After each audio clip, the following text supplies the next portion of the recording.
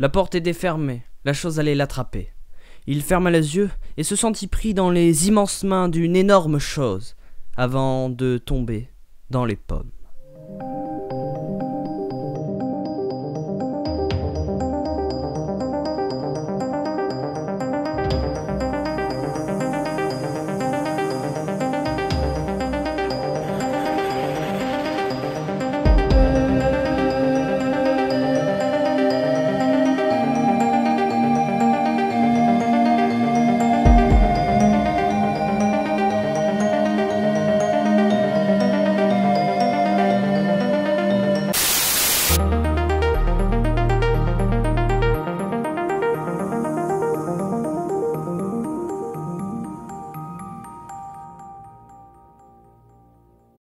Quand il se réveilla, il se trouvait dans une sorte de chambre. Cette chambre possédait 2 lits, celui où il était allongé et un autre. Il se leva, se demandant ce qu'il faisait là, avant de se rappeler les événements passés. Pourquoi la créature l'avait laissé en vie? Avait-il imaginé cette créature? Avait-il en fin de compte été accueilli par le proprio, malgré qu'il ne s'en rappelle pas? Voici quelques questions parmi les centaines qui tournoyaient dans l'ouragan de son esprit. Ses pensées furent stoppées par un coup sec et fort venant de l'autre côté de la porte de la chambre. Un deuxième et un troisième coup suivirent. Le cœur de Malcolm s'arrêta. Il n'osait pas bouger, terrifié par le bruit venant de l'extérieur. La porte sauta alors de ses gonds et tomba. Une silhouette se dessinait à l'extérieur. Et cette silhouette était celle d'un enfant. L'enfant rentra dans la chambre, vint se placer à côté de Malcolm et lui tendit sa main. Il était habillé de vieux habits bleus, déchirés et taillés en pièces. À la place de chaussures, il portait des chaussettes enfilées les unes sur les autres. L'enfant vint s'asseoir sur le deuxième lit, sortit un carnet et un stylo et écrivit quelque chose. Il donna le papier à Malcolm et celui-ci lut. Bonjour prisonnier numéro 236, je suis le prisonnier 234. Je suis muet de naissance, je ne peux donc pas te parler, mais je sais écrire. Tout comme moi tu es bloqué, alors je vais tout expliquer. Cette maison est habitée par un être vivant qui se nourrit de l'énergie que créent les êtres matériels de leur naissance jusqu'à leur mort. Tu auras sûrement remarqué les perles sur les escaliers, qui sont en fait les âmes des êtres qui ont vécu dans cette maison, dont numéro 235 qui est mort il y a pas longtemps. Malcolm était bouleversé par ces paroles et ne pouvait les accepter.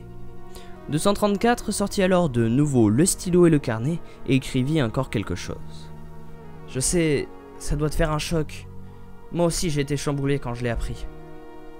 Malcolm lui demanda comment il pouvait savoir l'histoire de la maison, et l'enfant répondit en conséquence. On n'est pas sûr que ce soit vrai, mais le premier prisonnier était un grand chercheur, et il étudiait l'étrange. Il a laissé ses travaux au deuxième, qui les a passés au troisième, et ainsi de suite. Mais t'inquiète, j'ai trouvé un moyen de nous faire sortir. Si ça marche, on sera enfin libre. Malcolm lui demanda de lui expliquer son plan. Il y a 2 obstacles à notre sortie. La porte qui est fermée et le golem de bois. Le golem est une immense créature qui nous attrape quand on cherche à s'enfuir. Avec 235, on a essayé de sortir. Le golem l'a attrapé et il a préféré se donner la mort plutôt que devoir revenir dans cette chambre. Peu de temps après, tu t'es aussi fait attraper et je vous ai suivi jusque dans la chambre. Mais revenons-en au principal. Si on réussit à l'éviter et qu'on trouve la clé, on pourra sortir. La clé est cachée quelque part dans la maison. Et tu as de la chance, il ne nous reste qu'une pièce à visiter. Malcolm finit de lire, se tourna vers 234 et lui demanda depuis combien de temps il était enfermé ici. 234 essaya de compter sur ses doigts, mais au bout de la 100e fois, il perdait le compte et devait recommencer. Les jours qui suivirent, Malcolm et 234 apprirent par cœur le déplacement du golem afin de l'éviter au maximum. Le golem était une étrange créature, fait du même bois brûlé que la totalité de la maison. Si Malcolm croyait au début à une immense blague faite par sa mère, il déchanta vite quand il vit le golem.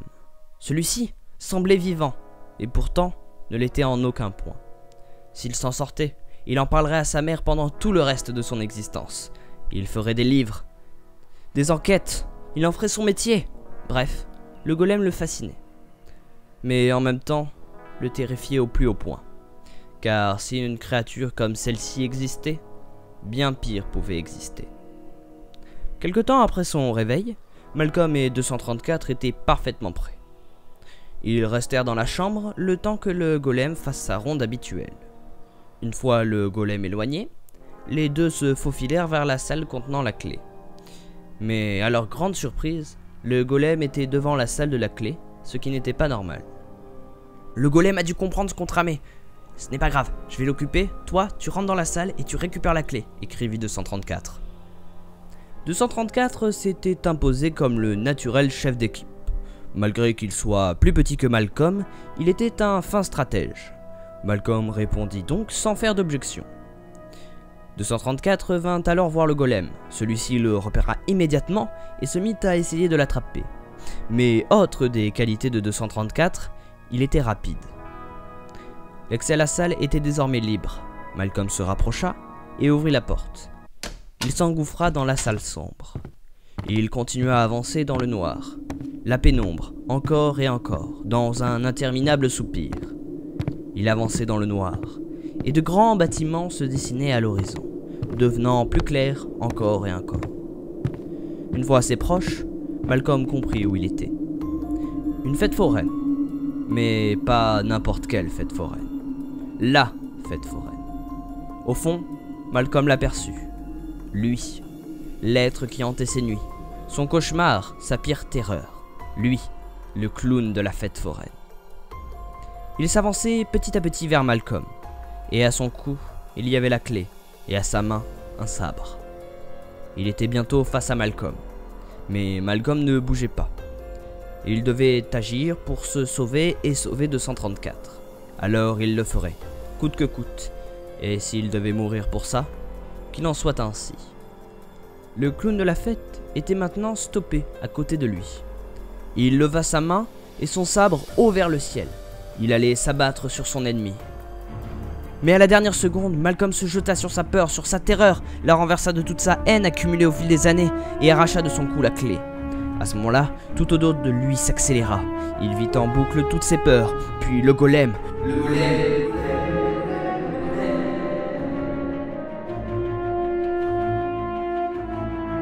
Il ferma les yeux quelques secondes et les réouvrit.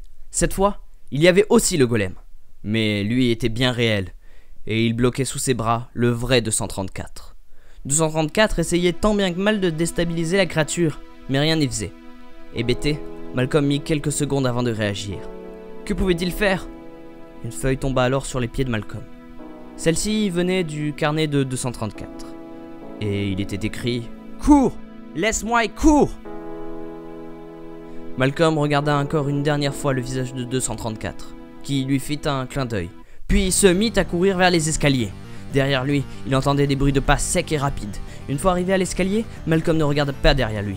Il courut comme il n'avait jamais couru. La peur est une bonne motivation, mais l'espoir l'est bien plus. Il descendit, courut en ligne droite, sauta, il se jeta sur la porte. Il mit la clé dans la serrure, tourna la poignée une première fois, mais rien ne se passa. Une deuxième et... Dehors, sa mère était encore dans le parking. Il tomba à terre, et elle sortit aussitôt pour le secourir. Il arrivait souvent à Malcolm de subir des crises d'angoisse. Il vivait d'étranges phénomènes avant de complètement perdre pied au point de ne plus pouvoir bouger. Il n'y avait personne dans la maison.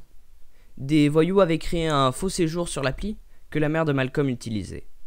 La maison était abandonnée depuis des années. Malcolm et sa mère partirent et ne revinrent jamais.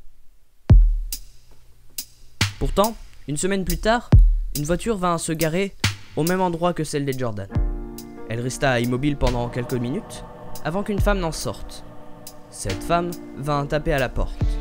Elle attendit quelques secondes avant de retaper une seconde fois, puis une troisième fois. Elle utilisa son téléphone pour appeler le proprio, mais personne ne répondit. Elle commença à paniquer. Elle tapa encore et encore. Elle essaya de forcer la porte, mais elle ne réussit pas. Elle appela la police, les pompiers, qui finirent par ouvrir la porte de la maison. Malheureusement, il n'y avait personne dans cette maison. On crut à la fugue de l'enfant, causée par la mauvaise relation qu'il entretenait avec ses parents. Et jamais on ne retrouva le dénommé Nathan, connu sous un autre nom dans la maison, 234. Je sais bien des choses. Je sais que Nathan n'était rentré que quelques minutes avant Malcolm. mais que la maison possède ses propres lois en ce qui concerne le temps et les autres lois de la physique. Je sais que Nathan est mort dans cette maison. De vieillesse certes, mais tout de même mort. Je sais que désormais, il repose sous forme de perles dans les escaliers. Et le pire dans toute cette horreur, c'est que je sais qu'il y a pire. Bien pire. Sur ce, joyeux Halloween.